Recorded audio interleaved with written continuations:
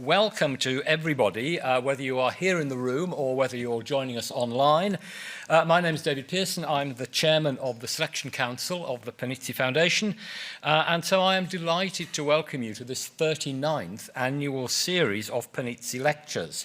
And as is usual now, I know there are a lot more of you out there in the live streaming ether than are actually in the room, but wherever you are very welcome. I'm told to tell you I'm not expecting any fire alarms, so should you hear them, please leave by the door that you came in by, and please turn your mobile phones to silent. We will have time for some questions at the end of the lectures, and if you are online, then please submit those via the form that's under the video. So the Panizzi Lectures, they were founded about 40 years ago by Catherine Devasse, who was a long-time lover of both books and of the British Library.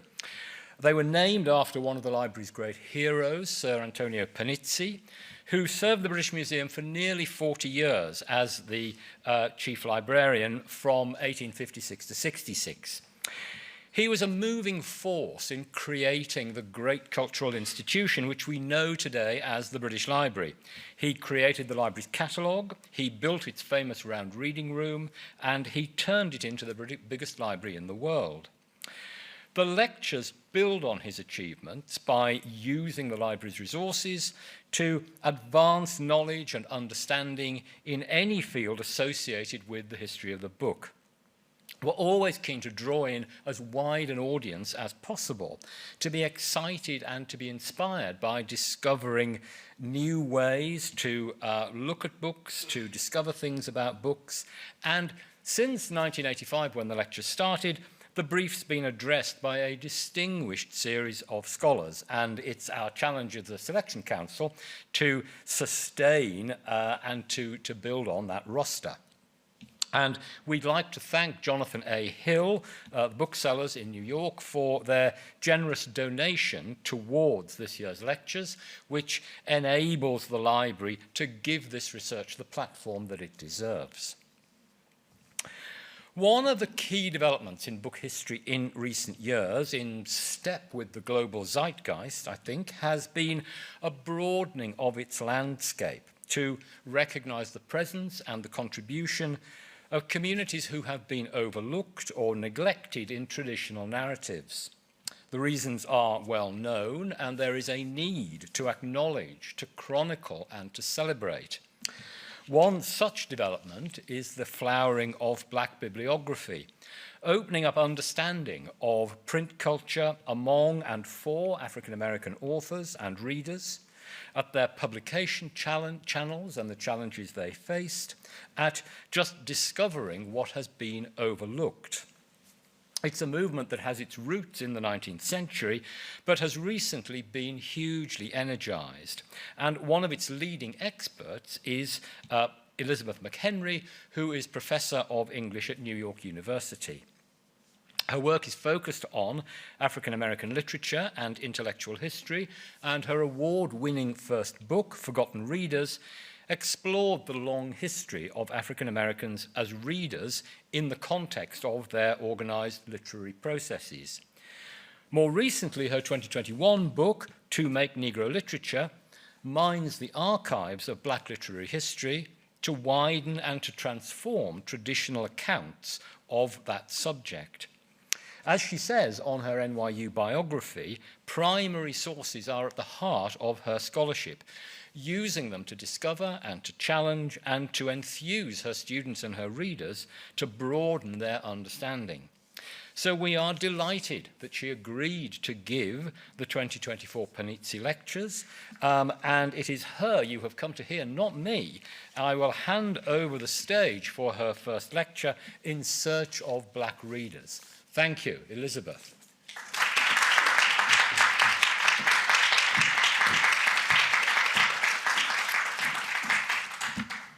Thank you so much. Thanks for being here tonight. Thank you, Dr. Pearson, for that great introduction, and to the Panizzi Council for recognizing my work and inviting me to give this year's lectures. Let me thank also Katrina Gourlay Lorna Kamita, Kamara Dyer-Sims, John Fawcett. These are all just a few of the people at the British Library who helped me get here and get settled and to get prepared to give these lectures. I'm thrilled to be here in London. I'm thrilled to be here for the next couple of weeks. And I'm very grateful for this opportunity to share my work with you. I trust that by the end of this series, we will have had the chance to also share plenty of conversation and ideas, and I'm looking forward to that as well. So let me begin by putting this on the right side. Let me begin by saying that the very history of this lecture series and the list of those truly acclaimed scholars who have given past lectures both inspires and humbles me. And I'm deeply honored to join this group. To the best of my knowledge, I'm the first Black scholar to be invited to give the Panizzi lectures. And this is the first of the Panizzi lectures to center Black literature. As many scholars have recently noted, the field of bibliography has been undergoing an intense and sustained moment of critical reckoning, partly in response to those who have called it out for what Jesse Erickson has described as the patriarchal and Eurocentric exclusivity of its paradigmatic subjectivities. Case Osmond puts this much more simply by pointing to bibliography's traditional focus on a white male print history. And this is to the detriment of any objects of study or print cultures that fall outside of a distinct set of parameters.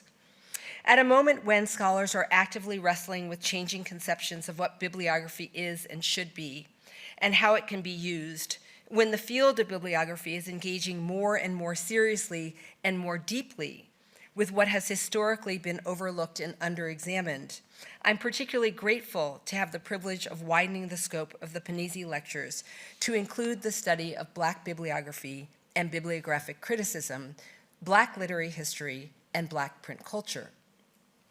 That in the long history of the Panizzi lectures, no scholar of Black studies has been included in the ranks of its speakers should give us pause. Scholarship on Black print and Black bibliography is not new, but it's certainly been left out of the picture, seemingly unworthy of attention by the literary mainstream. But tonight and over the next 2 weeks, we'll remedy that.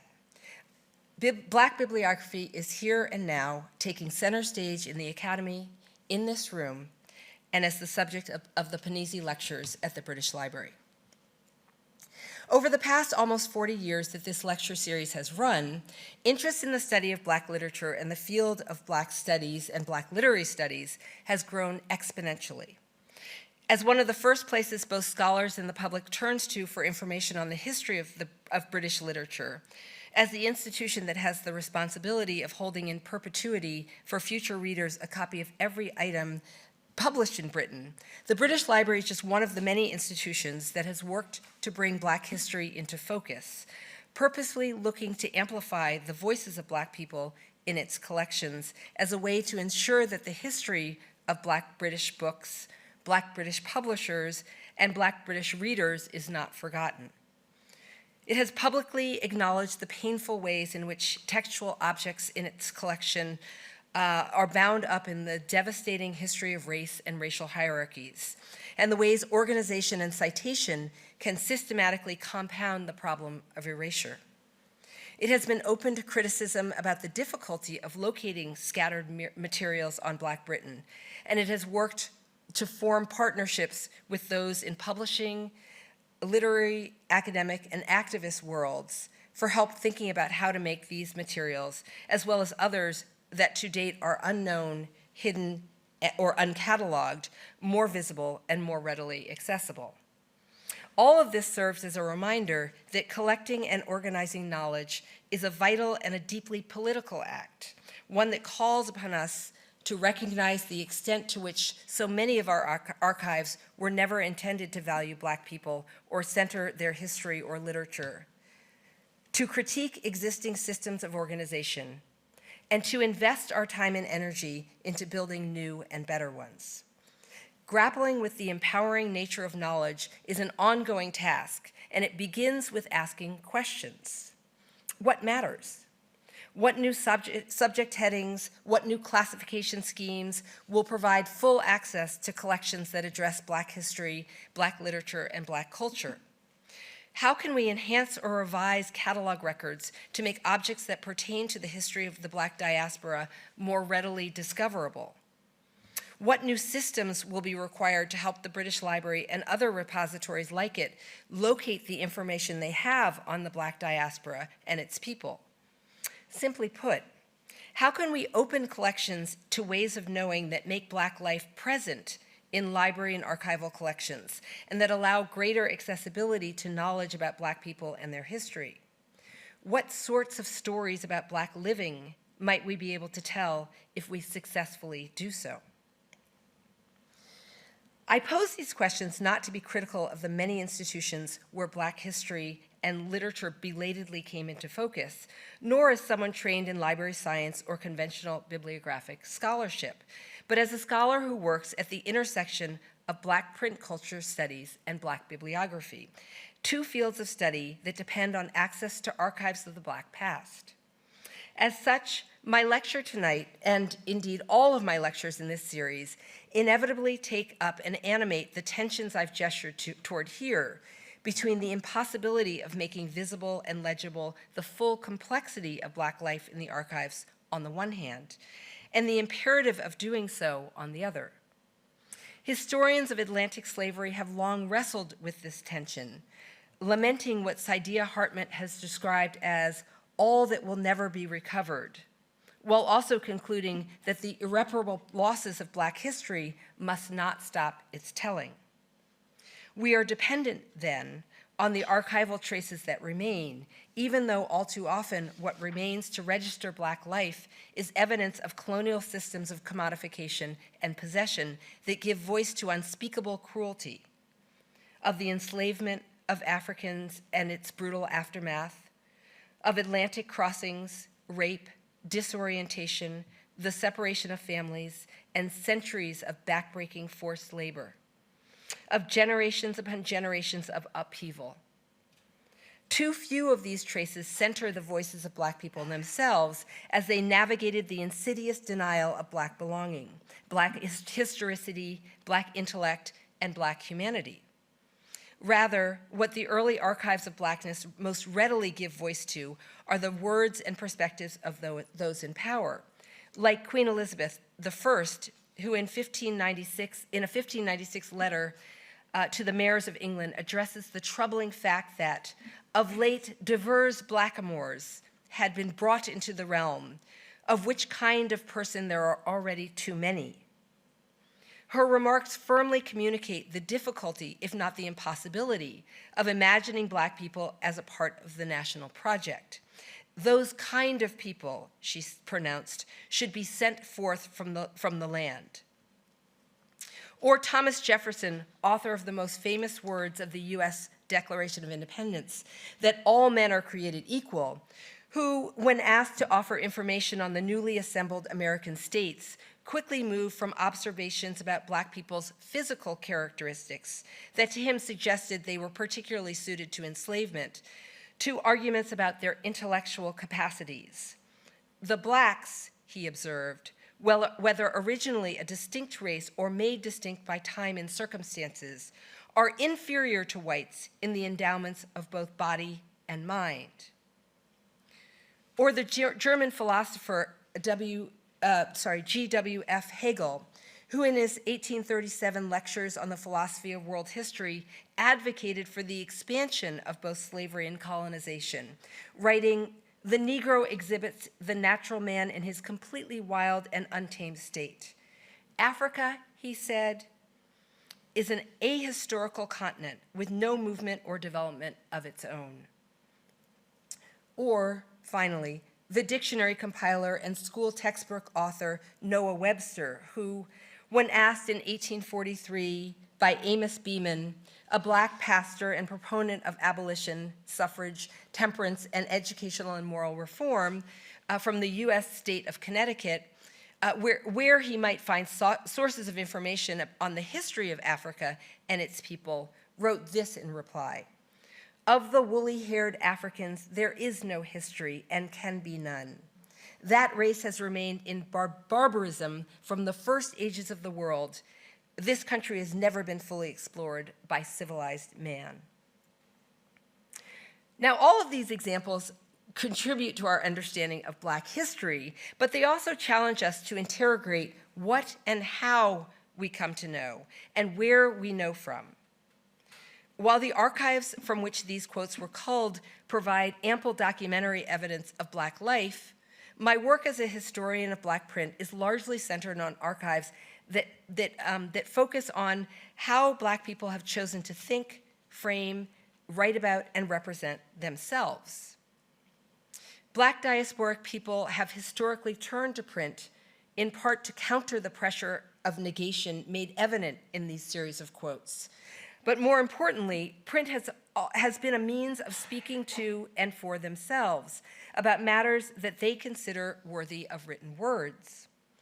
As Frances Smith Foster has put it, engaging with print as writers and readers was a response to their own felt need to record and refine their own lives, their organizational activities, and community developments. My commitment as a scholar of Black print culture is to relentlessly dig around, track down, and carefully study all that Black people have written and all the ways they have interacted with texts, to uncover the genres and formats, the processes, the movements, and the networks through which they engaged with print. The material remains of Black print culture and Black history, like the remnants of all Black history, are often elusive. Dispersed by a diaspora, suppressed by prohibitions on Black literacy, or harbored in secrecy, as the historian Laura Helton recently put it, Black print is scattered, fragmentary, fugitive, and buried. To this list, I would add simply unvalued. Too many libraries, museums, archives, and other institutions charged with the responsibility of preserving literary and cultural history did not care about or care for what was written by Black people. And yet, despite this, a significant amount of Black writing has been preserved, sometimes because it worked its way into collections alongside texts and documents that were valued, more often, Black print was preserved because it was carefully excavated and collected by Black people themselves, who recognized the importance of and assumed responsibility for their own cultural artifacts. For me, these archives are endlessly generative spaces filled with untold stories and ripe with the possibilities of new ways of seeing and knowing the Black past. To study Black print rather than Black literature points to a vital scholarly shift that has taken place over the past 2 decades, from the study of works of literature primarily focused on single authors and prominent works, usually acclaimed novels, poetry, drama, or nonfiction essays, to an emerging interest in and commitment to the study of a much wider arena of Black textuality. My own education took place during the years when scholarship on African American literature was focused only on a handful of Black authors. These included Orlando Equiano and Phyllis Wheatley, both of whose work was first published in London.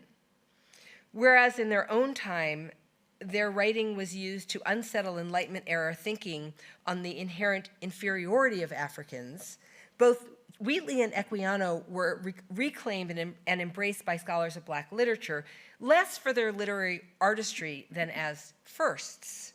The first to publish a book of poems in the case of Wheatley, and the first, or one of the first, to publish a full-length memoir in the case of Equiano.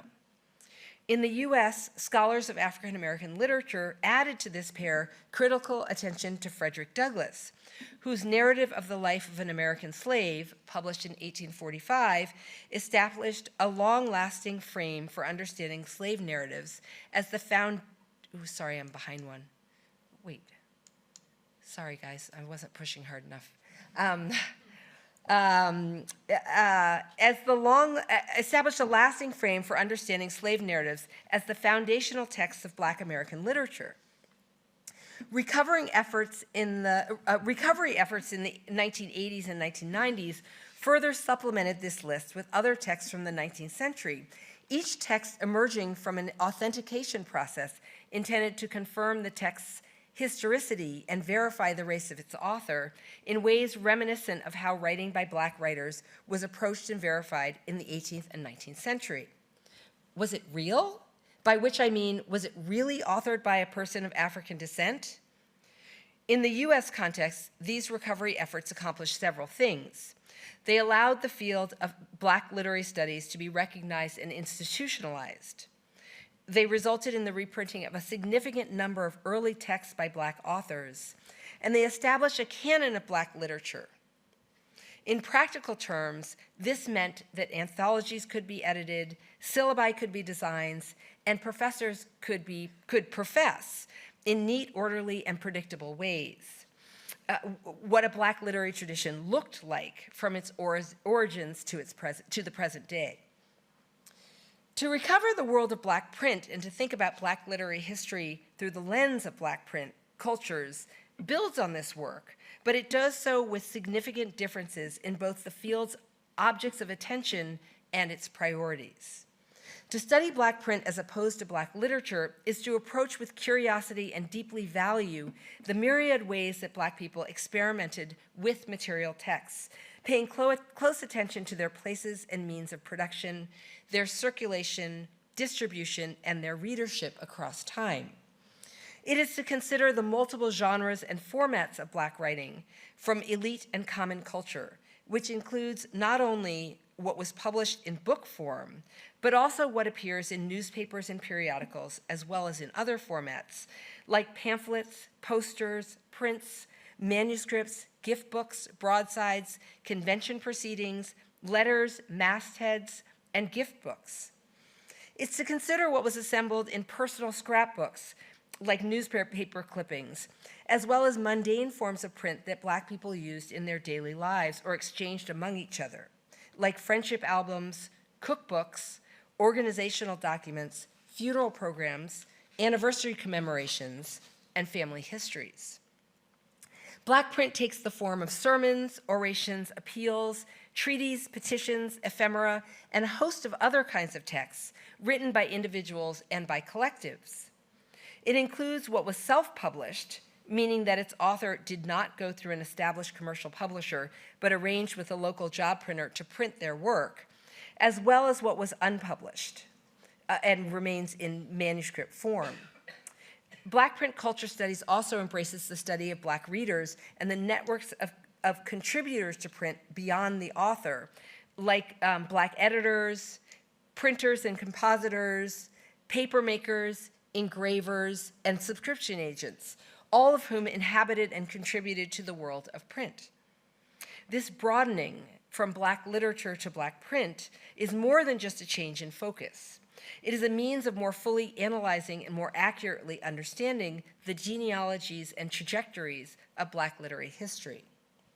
Through the careful, methodical study of Black print, we are only beginning to see the complexity of how Black people defined, thought about, interacted with, and used print as sites around which they built institutions, culture, knowledge, and networks of resistance. Studying Black print culture, then, means developing what one scholar has described as a thick and textured understanding of Black writing, wherever it has been produced, that centers the forms and the content that have historically been important to Black writers and Black readers. In this lecture, I want to revisit my past work in the field of early Black print culture as a means of introducing you to my scholarship and as a way to think about the turn to Black print culture, as it were, before this field of study had come together as a field. Turns in literary or other disciplines of academic study don't come out of nowhere. They always have backstories. Published in 2002, Forgotten Readers, Recovering the Lost History of African American Literary Societies, emerged from my sense that we needed to grapple with a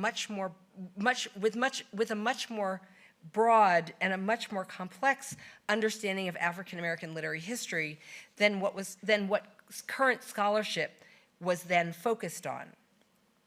Looking back on Forgotten Readers to examine the original context in which it was written, the archival labor of its writing, and the ways it laid critical groundwork for the study of Black print cultures is an invitation to think critically about the urgent task of making Black history, Black print, and the world of Black readers both visible and legible. Exactly how we approach the study of Black literature and Black print, as well as the writing of Black history more broadly, requires constant reassessment. I very much like how the scholar Jarvis McInnes gestures towards this and toward the challenges of attending to the gaps, the challenges of attending to the specificity of Black print and the innovative scholarly paths that might be necessary to fill in the gaps of Black history in this series of questions. What if the scholarly inquiries that preoccupy us require new, unfamiliar forms, methods, skills, or labor? What if our disciplinary training is insufficient for the scholarly tasks we have set out to accomplish? What if doing the work of Black studies, of Black study, requires a different set of critical tools, techniques, or procedures than we have thus far acquired?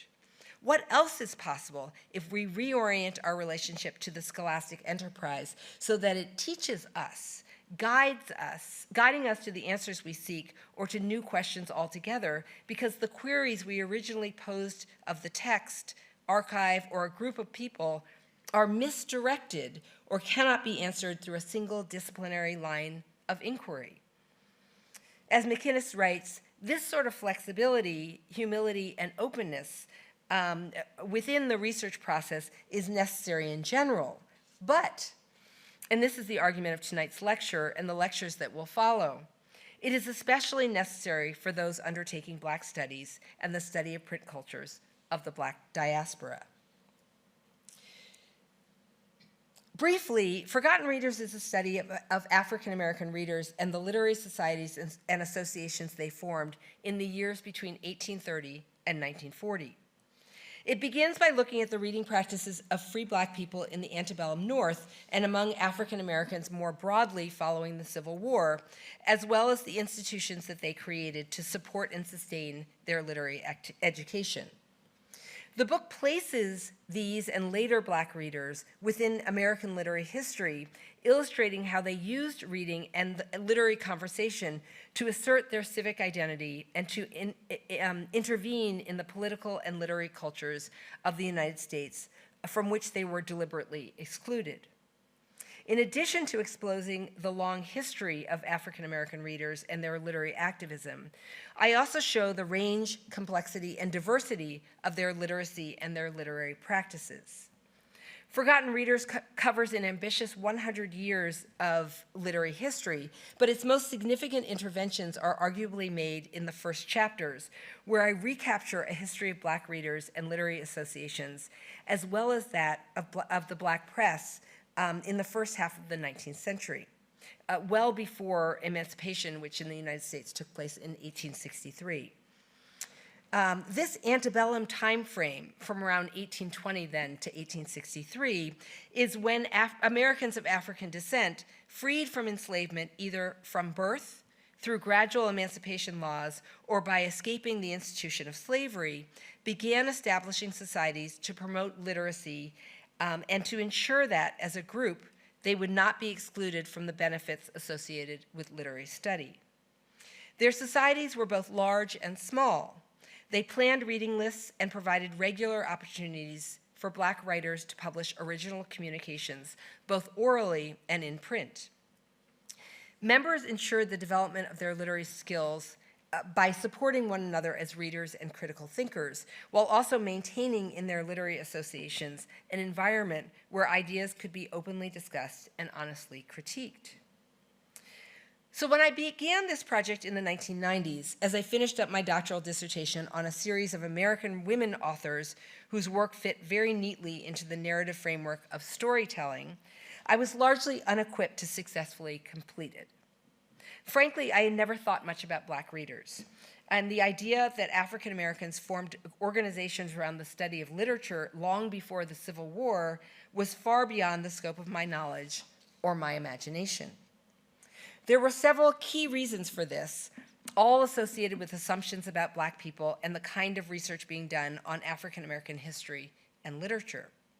For instance, scholarship on Black people tended to ignore difference, focusing instead on what was commonly thought of as the Black experience, and feeding into a myth of a monolithic Black community that shared the same background, prestige, attitudes, behavior, power, and culture. The work of historians and literary scholars was focused largely on the experience of those who had been enslaved before the Civil War, with little attention paid to the fact that, before the war, a sizable population of African Americans were already free. Most studies of Black people as readers focused on Black illiteracy, an association wound so tightly around Black people as to make their literate history virtually invisible. Against this backdrop, scholars had conceived of and advanced a notion of African American literature as oral in nature.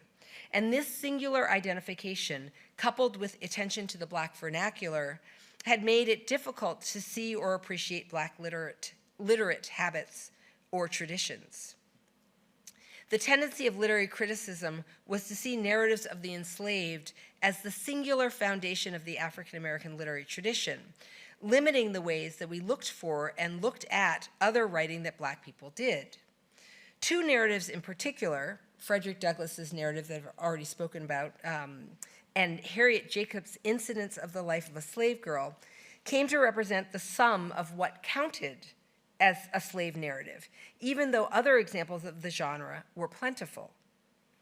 There are two more things I want to point to as key reasons why it was so difficult to even imagine studying Black readers. Educated during the race for theory, which is how Barbara Christian in 1987 came to describe the veritable takeover of a certain kind of theory in literary studies, graduate students like me had little or no experience in working with archival materials, or for that matter, in a number of scholarly fields that value close attention to different kinds of texts and the details of print materials. Cast as outmoded, bibliography was not taught or talked about, except as the list of materials that you included at the end of a research paper to indicate what works you had consulted. And importantly, precious few of us had the kind of guidance or mentorship that prepared us to recognize the ways studying Black literature might require us to ask different questions and apply different approaches from those practiced by our peers. All of these things worked to limit the scope of what we thought of as the possibilities of Black literary study. They overshadowed, or in some cases rendered invisible and illegible, the many, many forms of writing and sources of literature that we might have studied. They certainly rendered the study of Black readers as practically inconceivable. All of this serves as a reminder that the critical and academic contexts in which we work in the present sometimes prevent us from seeing what happened in the past. I wrote Forgotten Readers not to contradict these methods and priorities, but to complement and enhance them by adding to our knowledge of Black readers and their literate and literary practices, and expanding our understanding of what Black literature looked like across the 19th and 20th century. My launching pad was a single article written by Howard University archivist and bibliographer Dorothy Porter and published in the Journal of Negro History in 1936. Titled The Organized Educational Activities of Negro Literary Societies, 1828 to 1846, it would have been easy enough to dismiss this article as too old to be of much use.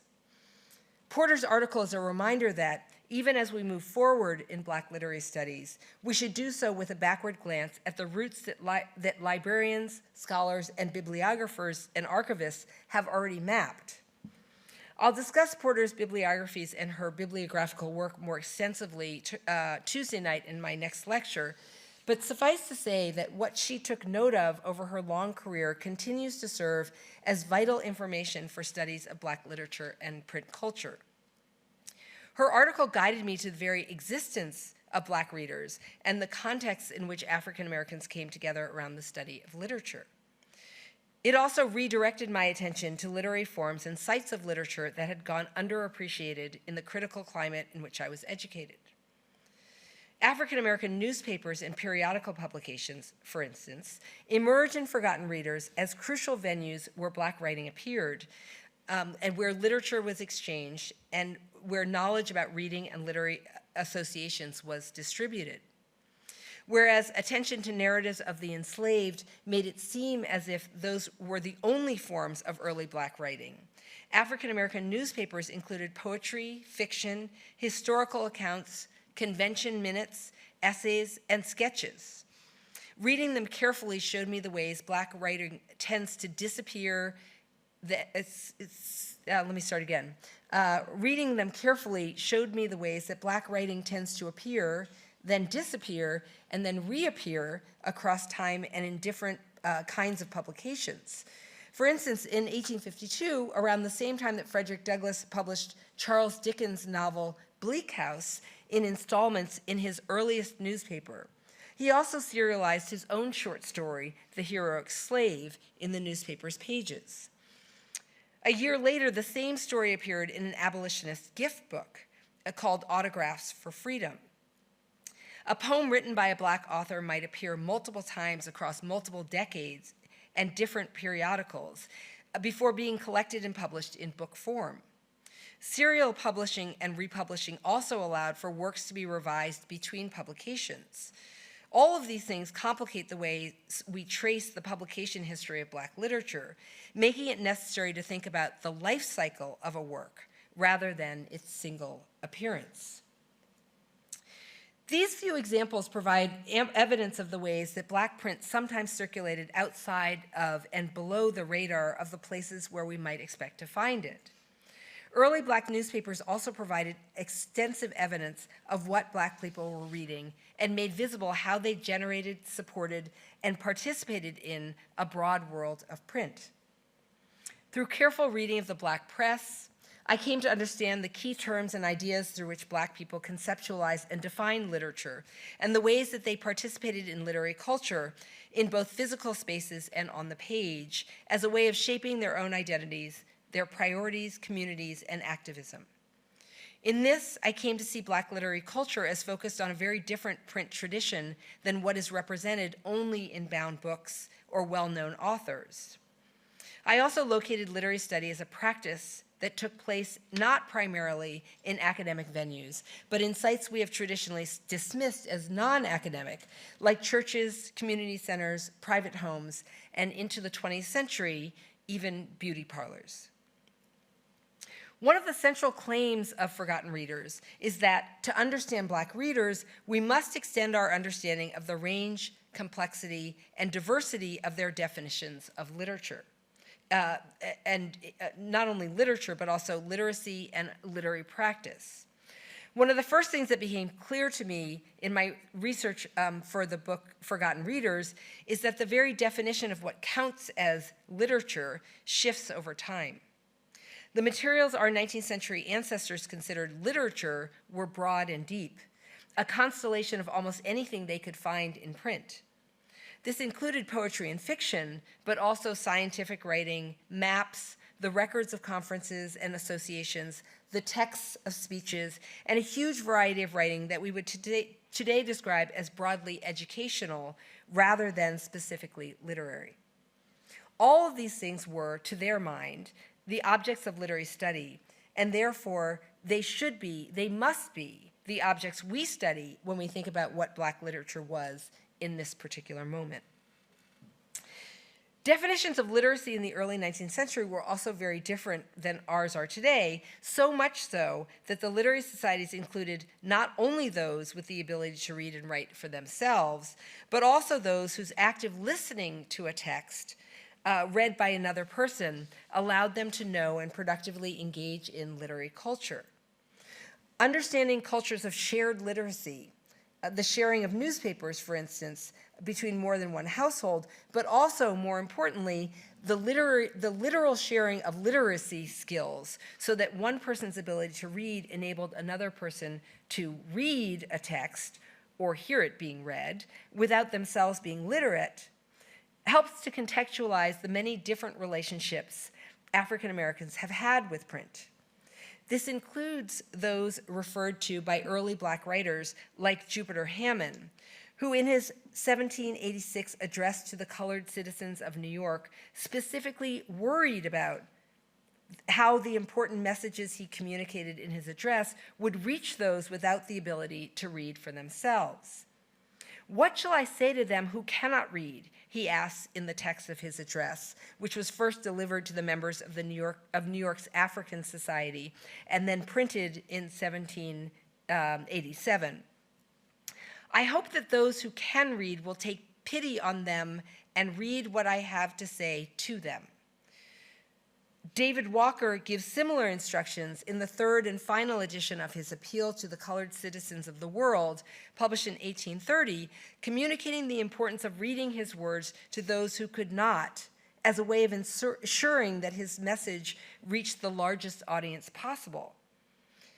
"It is expected," he wrote, "that all colored men, women, and children of every nation, language, and tongue under heaven will try to procure a copy of this appeal and read it, or get someone to read it to them, for it is designed more particularly for them." Many literary societies that I found adhere to the same imperative, insisting that one did not have to be fully literate to take part in literary culture. Formed in 1833, the Phoenix Society conducted 3 classes of readers, each consisting of 25 or 30 or more, and each class was to have selected its course of reading and appointed the readers whose duty it was to read for 1 hour.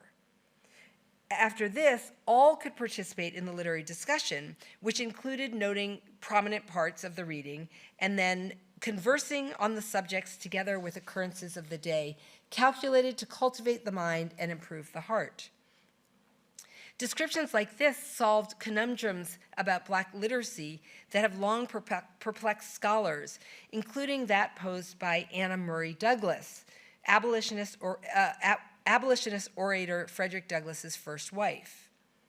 Whereas Frederick Douglass's telling of his life story revolves around and centers learning to read as the pathway to freedom, one reason it has been hard to learn about Anna Murray Douglas is that she was largely illiterate and left few material traces to document her life. Repeated references to and a firm understanding of the practice of sharing text orally helps to contextualize the ways that shared literacy made it possible for someone like Anna Murray Douglas to be a fully active member of a literary society without herself knowing how to read. And in fact, she was the active member of a Baltimore literary society when she first met her husband, Frederick Douglass. And she was the member, whereas he was the one with the ability to read who was still enslaved. One of the biggest lessons I learned from a decade of research on Black readers is that being a student of Black literary history and Black print culture demands constant acts of recovery. Black studies remains an archaeological project, with the researcher always on the lookout for what has been overlooked or underappreciated, forgotten, or misunderstood. Thinking back over the digging I did to conceptualize and write Forgotten Readers, I'm still a bit exhausted by the sheer amount of investigative labor it took to write the book. Research before the age of the internet, without digitized or searchable materials, I traveled to countless libraries and repositories looking for evidence of Black readers. I spent hours in the dizzying light of a microform reader in any number of library basements, reading through each and every issue of so many Black newspapers. I have not 1 ounce of nostalgia for those slow, backbreaking, and profoundly difficult old days, which resulted in hundreds, if not thousands, of Xerox pages filled with my underlinings and handwritten notes. I'm unlikely to return to any of these, but I can't seem to bring myself to throw them away either, perhaps because they tell the story of the difficult work of thinking and learning across so many sites and coming to know, bit by bit, scrap by scrap, the various and shifting worlds worlds and ideas of Black readers. As electronic databases and other searchable resources became available just after the publication of Forgotten Readers, I would enter search terms just to see what came up. I was appalled to see all that my eyes had missed, and I wonder what this book might have been with the kinds of research materials we now have abundantly available. On the other hand, there's value to the way that I read Black periodicals from the 19th century at more or less the same pace as did their original readers. I'm also wary of the complacency that digitization's illusion of completeness offers while instantiating one copy or edition of a text as definitive. In many ways, Forgotten Readers is a book that marked, alongside other work in the burgeoning field of print culture studies, many beginnings. The beginning of new critical approaches to Black literature, the beginnings of decentering the novel as our most revered object of inquiry in Black literary studies, the beginning of thinking more seriously about anonymity, pseudonymity, and serialization, and the beginning of a new appreciation for the richness of Black print. Perhaps most significantly, it marked the beginning of an era of thinking critically about archives and archival practice, in partnership with archivists and librarians, but also with family and with a broader public. Some of the help I got in becoming a better researcher and a more careful reader did not come from academic sources. As soon as I started my project on literary societies, people began to bring me fat envelopes filled with Black print from their own basements and their parents' attics. Does any of this interest you, they would ask? I started ordering things that looked and sounded interesting on eBay and from used bookstores, sites I still rely on for much of the material that I study. This helped me see that while research centers are very, very good, basements, attics, and garages are often where the real treasures of Black print come from. I also learned a tremendous amount by talking to my grandparents. My grandfather, born in Norfolk, Virginia in 1902, and my grandmother, born in Washington, D.C. in 1905. The way they spoke about their clubs, the Pigskin and Bachelor Benedict Club for my grandfather, and this is the Bachelor Benedict Club, for my grandfather, and actually this is too. And for my grandmother, her mother's club, and the Little Paris group, shown here in, whoops, hold on. That was too much pressure. Shown here in 1948, where she painted and critiqued art alongside other African Americans, told me a lot about what belonging and collectivity meant to Black people at the beginning of the 20th century. It was a short leap to seeing how this sociality was engendered in Black print. Records like this, my grandmother's report card from Howard University Normal School, made tangible aspects of Black history that might otherwise have remained unimaginable. Only by tapping into and taking advantage of these kinds of sources will we be able to understand the full range of Black print culture, which includes what Frances Smith Foster has described as literature of the domestic and the mundane. Foster argues that the vast amount of unrecovered print and most of the writing that chronicles and informs the folk are produced by and for limited distribution among family and friends, cultural and ethnic communities. These family and community documents are all forms that, in Foster's words, enable and extend studies of Black writing and Black print. Images like this tell us that those very print documents we take for granted today have a long history, like passports and other travel documents, which were especially meaningful for diasporic people.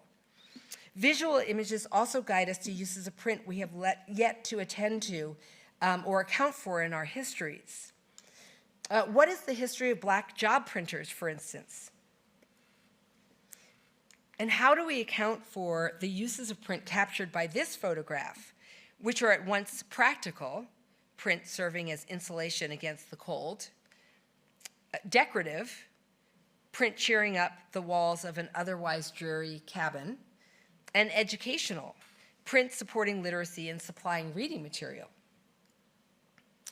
Whereas today we value and teach archival methods, in the 1990s, the sort of work I was doing was almost entirely untaught and not without its bumps and bruises.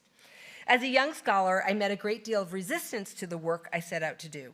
Literary critics disdained Literary critics disdainfully dismissed me as a historian, wondering what I was doing in a literature department at all, while historians carefully eyed the fragments and incomplete knowledge that define the working conditions of Black studies, questioned the authority and completeness of what I could actually say about Black readers. When I presented my work, it was sometimes worth fully exposing all the methodological leaps that I wanted to make. At other times, my attempts to combine archival research with literary theory and interpretation were so unappreciated that I had to decide, sometimes on the fly, what to edit out of my presentation. It was a choice between withholding some of my arguments in order to have a productive conversation or articulating my full vision of the world of Black print, only to have the discussion devolve into unproductive, chaotic debate. My ideas lost in the fray. If it weren't for a number of generous and supportive scholars working on the archives of Black literary history, I might have left the project feeling simply frayed. These scholars showed me how much we can still learn from incomplete information.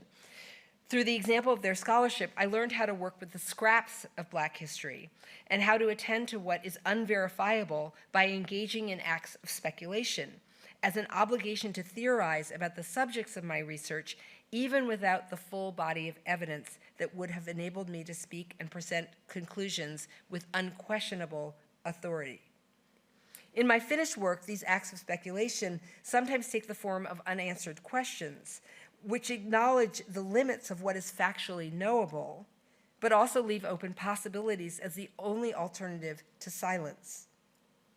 As a practice, this is especially important for those interested in uncovering what the Jamaican writer Erna Broadbur describes as the history of people we don't find in archives, people who don't appear at all in the public records, people who were never in governments, people who were not writing letters to the colonial office, who were not writing letters to the newspaper. People who were unlettered very often couldn't read and very often couldn't write English, but they existed. Now, what has been conspicuously absent from this talk is how my work fits into the field of bibliography. When I wrote Forgotten Readers, the history of the book was where I found my closest intellectual affiliation, because it embraced multiple kinds of textuality and reading practices, making space for generous definitions of the book as shorthand for the full range of written communication. Book history also made room to accommodate the materiality of textual objects, offering ways to acknowledge and investigate their physicality and the trajectory of their lives.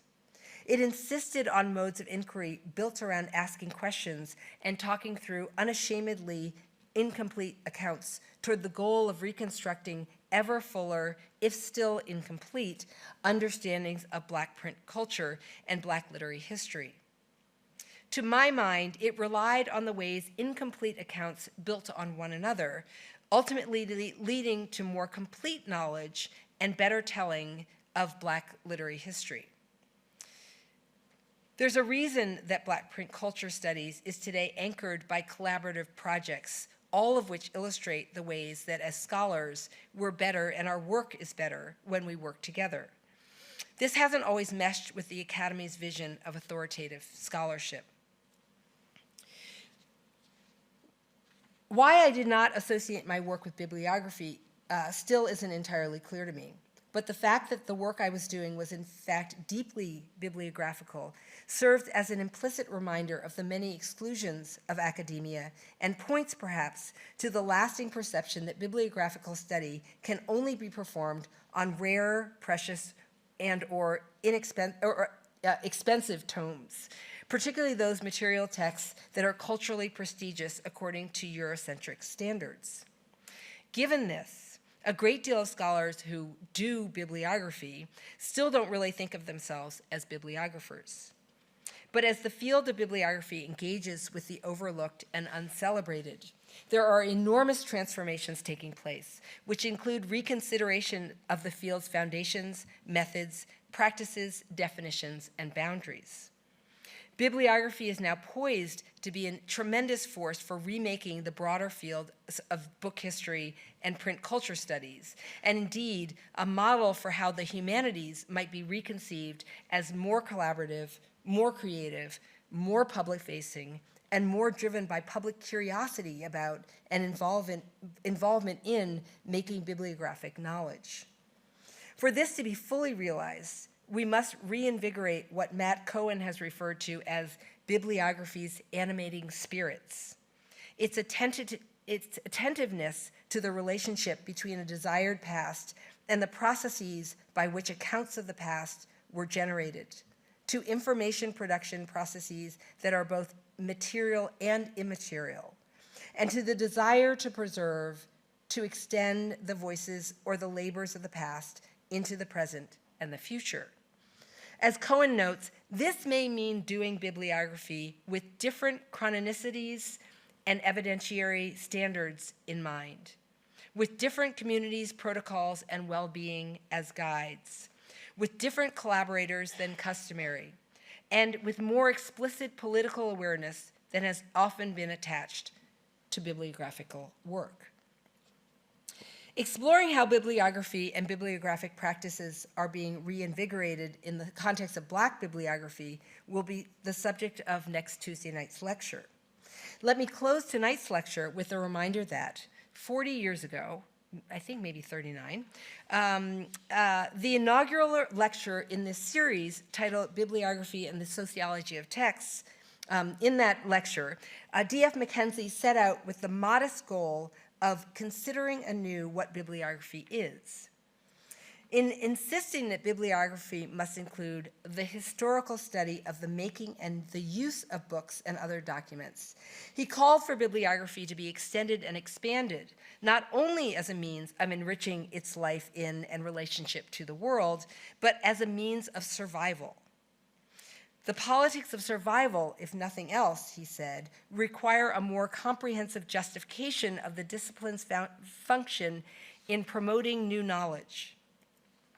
A similar call is being issued now by scholars inspired by and indebted to the possibilities and interventions of work being done in Black bibliography, but also in queer, indigenous, and feminist bibliography.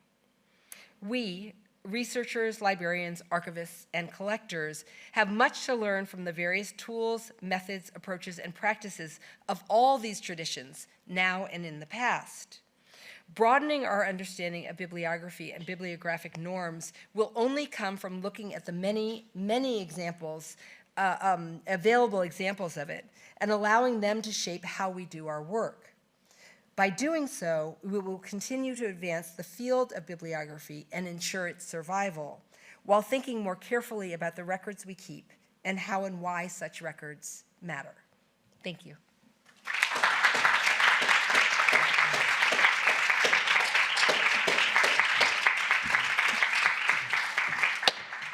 Elizabeth, thank you so much. Received wisdom is duly and correctly challenged, and the importance of mining sources is well stated. I think we have time for a couple of questions and an opportunity for questions from on the online audience, if there are any. And we've got a microphone roving for people in the room. Any? One up there. Excellent. Yes? Can you just take the mic? Lovely. Sorry. Just like to say, great lecture. Oh, thank you. Really engaging. What made you? I'm sorry, I missed the beginning because I was packing my bag. What made you get in? What made you interested in this? What where did your interest lie initially? So, can you hear me if I talk? You can hear me? Do you want me to do this? Yes. Yeah. So, I literally went through my doctoral program. I mean, there are parts of the story that I haven't told, but one part is that where I ended up for graduate school, for various reasons, I knew I wanted to study Black literature, and yet the faculty wasn't there, the coursework wasn't available, And I think that's a pretty typical story, even now. So I ended up with a fantastic advisor who supported me through this very lackluster dissertation on American women writers. It was one of those dissertations where if you wake up at 7 a.m. every morning and sit at the dining room table surrounded by books that you've gotten from the library, the dissertation will get written. I mean, it required nothing, there's no phenomenal scholarship that was part of it, from my perspective. But when I finished that, she was the one who handed me this article. And she handed me this article by Dorothy Porter. And I think it's really important to underscore the fact that most scholars, if they see 1936 on something, it's not going to be their first choice of what to look at. But this article portrayed this whole world that I had never imagined. And I will say that I could go back even further in my own education in the United States, and it's just kind of appalling all that we were never taught, we never knew, wasn't a part of the conversation at all. I vaguely remember how that feels, but there's so many writers who've documented, that feeling, either in an individual moment or across the entire 18 years of your education. So when I saw that, I was just finishing up my degree, and I moved to Washington, D.C. because my dad lives there, and I moved in with him. And I literally started going to the Library of Congress every day and looking, I'd look at a source in Dorothy Porter's article, and I'd go and track something down. And at first, it was the earliest stage, the earliest years, the years at the beginning of the 19th century were completely inaccessible. I didn't even know where to find those newspapers. I didn't even know there were newspapers to be found. But I slowly but surely figured out that newspapers were a huge source. I ended up working across this enormous time frame that I think if I knew at the time, I would have never done. And people would talk me out of the time frame, and then I'd sort of go back to it. But it's interesting the way that the story unfolds through different kinds of documents in different historical moments. And really, there's never a point where books are the most vital source of information, or the thing that people are reading the most. So the definition of literature as almost anything that Black people have written stays, at least in the US context, stays with us well into the 20th century. And it's not until, I would say even, what we think of as the Harlem Renaissance or the New Negro Renaissance is much more apt phrase, which was certainly across the diaspora, not only in the US. It's only in the aftermath of that books become like a central, like the dominant mode of thought. And I'm not sure I would even, I've been doing some digging in the British context in the 1970s. I mean, I'm completely enamored with all the sources that are available for the study of Black print here, particularly in the 1970s. And I think I would make a different kind of argument for that. I mean, what the kinds of print, the enormous range of kinds of print that are available to tell the story of what Black print culture was about in Britain in the 1970s is, it's amazing.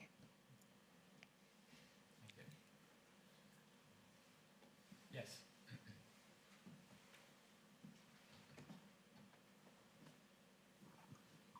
Thank you. That was wonderful. I just wanted to ask a question about, I was thinking about the fact that when I was an undergraduate a very long time ago in the US, one of the things we had to do, was the moment where you learned how to use the Library of Congress subject headings. which was the kind of key part of the training for an undergraduate in English at that point in history. And I wonder whether you think that the kind of move away from that version of access to archives or to knowledge to the kind of Googleification of just enter a search term and see what turns up, how that is affecting or has affected the presence of Black life in public view. Because it seems like on the one hand, as you were suggesting, there's this enormous richness of material that's come forward. On the other hand, there's a filter that has kind of disappeared that did some organizing work for us at that point in history. And I wonder if you have any thoughts about that. So it's very interesting. I mean, the Library of Congress system and the Dewey system, a Dewey Decimal System, which I think you used the Dewey Decimal System. Was that the predominant British mode of organization? Yeah, that's what I thought. Okay. I'll talk a lot about that in my next lecture.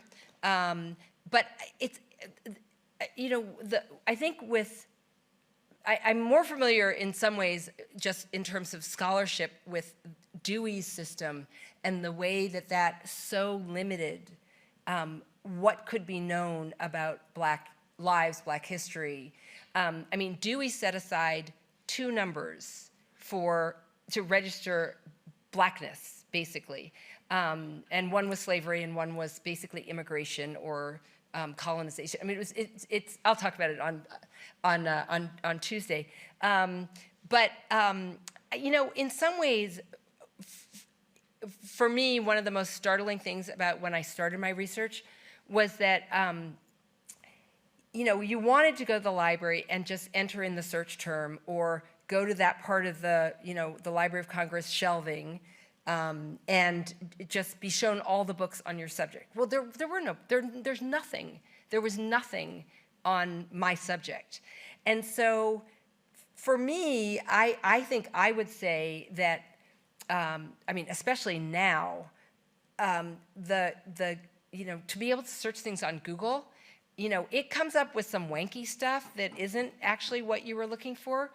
But in some ways, you know, I think the learning curve of Google actually makes more points of entry than we ever had with the organization systems in the library, and that we still have with those organization systems.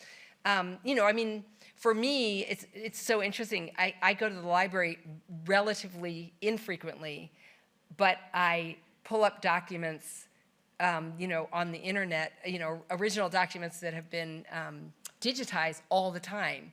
So I'm not sure I have a good, you know, perspective on it. But I think that the question of, you know, how things have been organized, how knowledge is organized, and whether it makes it accessible or not accessible, and most importantly, what we need to do about it, right? Because you can, like, I mean, you know, Library of Congress, Dewey, those systems were only revisable by certain procedures. And so basically, if we were still using those, there would be, you know, I mean, anything that I did would be under slavery, for sure. And there was no category for Black literature. There was no category for like Black intellect, you know, Black knowledge. So, so I in some ways, it's hard to look back because I feel like, you know, the one thing about the internet is that there's so many, you know, Google that has so many different ways of entering something in. And my big problem is that I can rarely reproduce a search. You know, it took me the perfect place this time and I could never quite get back, which is another kind of knowledge problem. Do we have any online questions? No? Okay, one more from the floor, and then I fear we'll have to disperse. Thank you, that was wonderful. I wanted to kind of ask a question to pick up where you left your answer to the first question, talking about the UK in the 1970s. I wondered what advice you might give to people who are investigating Black print cultures in other geographies, including the UK, where the chronologies might be very different, or even the understandings of blackness might be quite different. And just as a quick aside, I loved that you included that photo of Normski's mum holding her passport. Isn't that a great, there are a few photos that, there are a few visuals that have just claimed me. You'll see in the subsequent lectures that you'll see them because, they were either things that I had to write about or I had to talk about or I just had to, see.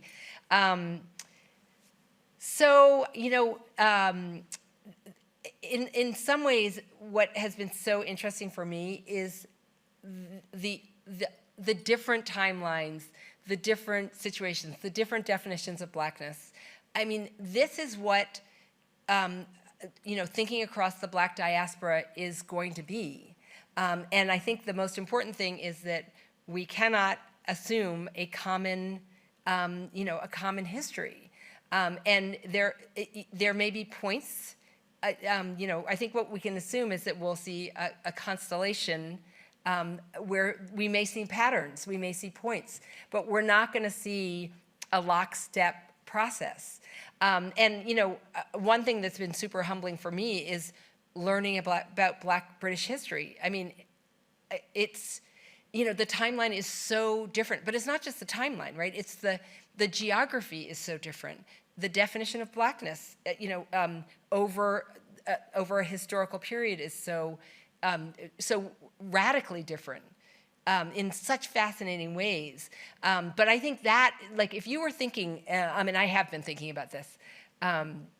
You'll see in my third lecture, I've been thinking about this, not in a way that I have a good answer. So there's nothing to give away now. But if you were trying to write, I think we have, the thing about Black print culture is we have to know that when we say Black print culture, we're not only talking about the US, right? I mean, that's my area of expertise. But we're talking about, a range of histories, a range of timelines, a range of meanings that we have yet to even start to bring together, right? But the Black and Black print culture is not any one of those, right? And in some ways, it seems to me, it is all of those, right? So how we come about that, right? I think part of it is all these different cultures need to be intensely researched, and then there's also some kind of process of thinking about them across each other. But I'm not convinced that we're looking for alignment. I think we may find really interesting patterns. This is our challenge, and I think, I would say to my own students, the U.S. is definitely not the center of this world, and it is from even what I've found in the last, couple of years, I would send students here in a heartbeat because I think there's so much to look at and so much to grapple with, and some really hard questions. I mean, at least they're really hard for me. If I thought it was hard to find Black readers in the 19th century in the U.S. context, I think it's even harder to find them in this context. But I don't believe they're not here. So there's a challenge, right? They're not here, and so figuring out how to go about, where do you start? Where are these? Where is the evidence? Where is it? It's embedded in something. It's somewhere. We just have to figure out how do we approach this? So anyway, for me, it's super exciting and also very daunting. But yeah, super exciting. On which note, I fear we really will have to draw tonight to a close. Thank you for all your great questions. I sense that Elizabeth would be happy to carry on talking about this, and I'm sure is here to be lobbied and spoken to. But we must draw it to a close formally here. Thank you again for coming. Next Tuesday, same time, same place. You will want to be here, I know. And finally, thank you once again, Elizabeth, for getting us off to such a great start for this series. Thank you very much. Thank you.